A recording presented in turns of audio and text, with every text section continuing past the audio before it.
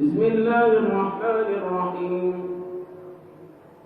الحمد لله رب العالمين الرحمن الرحيم مالك يوم الدين. إياك نعبد وإياك نستعين.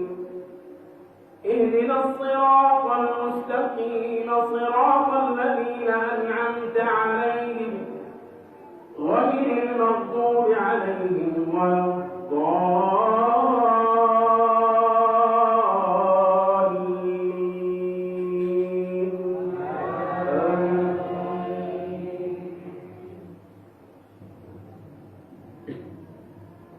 وإذا أذقنا الناس رحمة من بعد ضراء مستهم إذا لهم مكر في آياتنا قل الله أسرع مكرا إن رسلنا يكتبون ما تمكرون.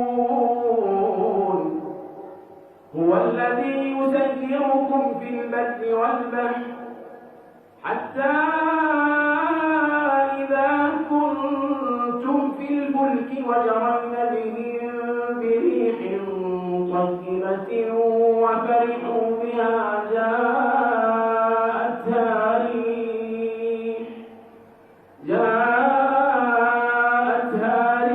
عاصف وجاءهم الموج من كل مكان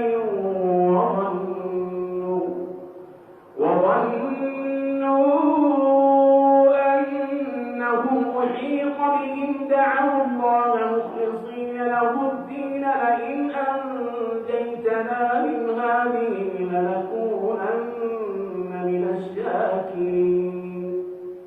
فلما أنجاهم إذا هم يبغون في الأرض بغير الحق يا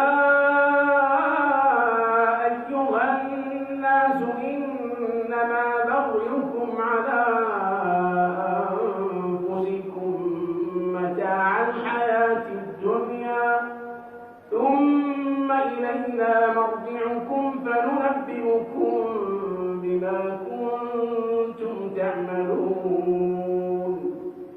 إنما مثل الحياة الدنيا كماء أنزلناه من السماء فاختلط به نبات الأرض مما يأكل الناس والأنعام حتى إذا أخذت الأرض زخرفها وزينت وظن أهلها أنهم